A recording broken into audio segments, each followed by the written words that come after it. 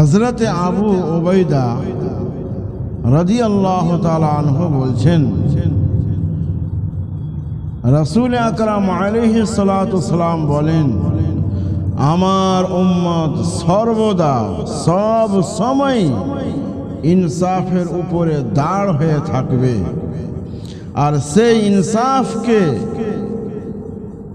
तोड़नेवाला से इंसाफ के खराबकारी व्यक्ति से इंसाफ के जे दूरे सराबे से व्यक्ति हच्छे बनी उमय्यार यजीद नामी व्यक्ति।